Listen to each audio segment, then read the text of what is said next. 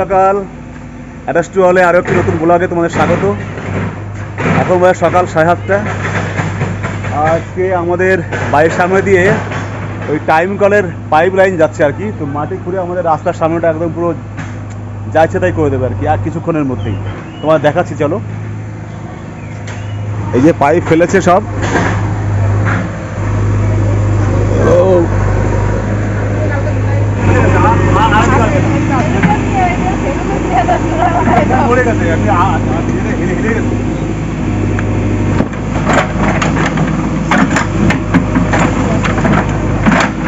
এই যে পাইপ ফেলছে আমাদের বাড়িতে।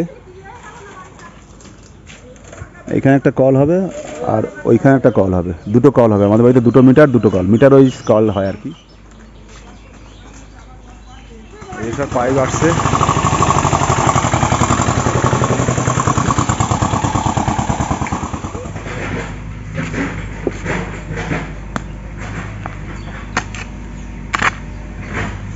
জেসিবি দিয়ে এক ঠেলায় দিয়ে মাটিটা ভরে দেবে, মাটিটা ভালো করে আটবে না। ওই যে কোদাল দিয়ে একটু ভালো করে বসিয়ে দিই, বাড়ির সামনে তো।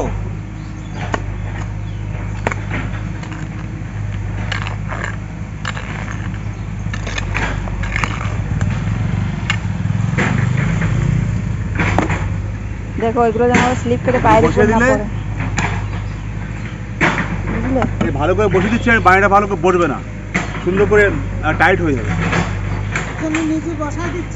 হ্যাঁ, ও তো এক ঠেলা দিয়ে বন্ধ করে দেবে না, বাড়ির সামনে তখন ডাউন হয়ে যাবে। একটা বন্ধ করে ভালো করে চাপবে না। হ্যাঁ, ওই পয়সা দিতে গেছে আবার। ড্রেসটা তো হেভি লাগছে, ড্রেসটা তো হেভি লাগছে। আর আংটি পরেছিস হাতে, আংটি, বাবা। চলো আবার, কেমন কাটলো? ছেলেকে নিতে এসছি, মা বাড়িতে গেছিলো কালকে, আমাদের পড়ে তারপরে এখন ওকে বাড়িতে নিয়ে যাচ্ছি।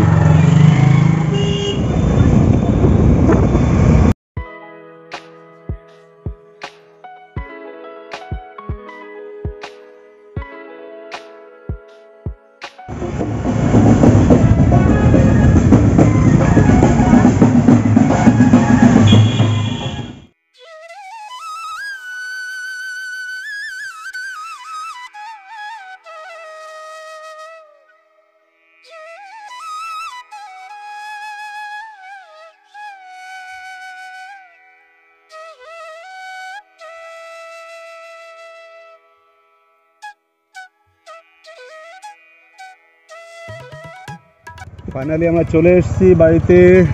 এই যে রাস্তার সামনেটা একদম গর্ত করে ভেঙে চুরে একদম শেষ করে দিয়েছে। আমি কী করে গাড়ি নিয়ে যাবো? বাবা যা নাম।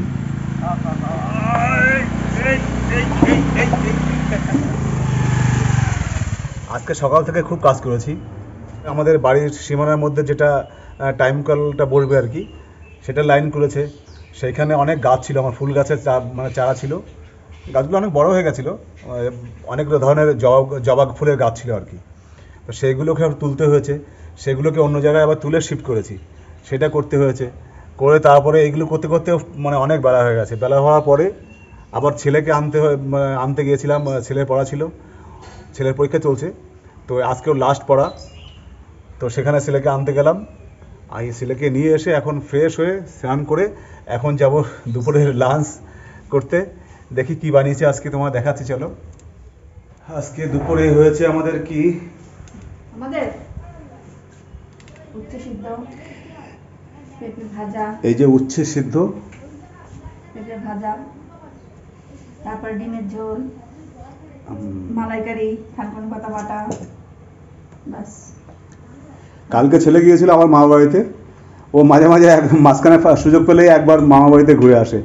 এখন আসলে দিদাকে অনেকদিন না দেখতে পেলে ওর মনটা ভালো লাগে না। আসলে আমরা দীর্ঘদিন ওখানে ছিলাম তো, যার জন্য একটা মায়া পড়ে গেছে আর কি। কিছুদিন না দেখলে দিদারও ভালো লাগে না, নাতিকে, নাতিরও ভালো লাগে না দিদাকে না দেখতে পারলে।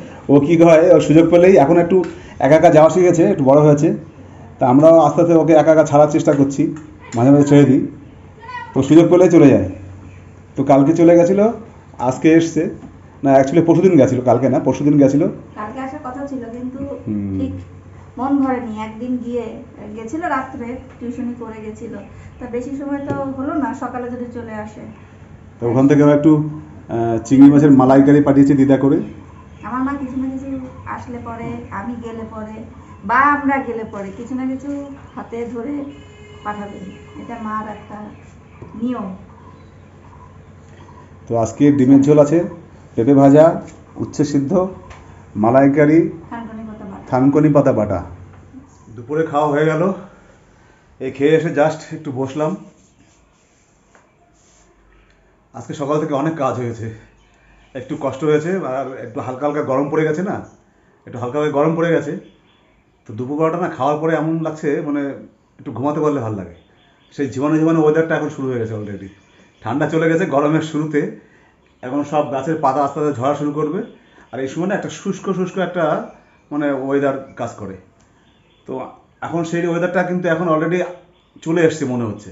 তো দুপুরে খাওয়ার পরে কিন্তু একটু ঘুম ঘুম মনে হয়, তো এখন শুতে পারলেই ভালো লাগবে। তো যাই হোক, ব্লগটা অনেক লম্বা হয়ে গেছে, আজকে আর বিকেল পর্যন্ত যাবো না, আজকে ব্লগটা এখানেই রাখবো।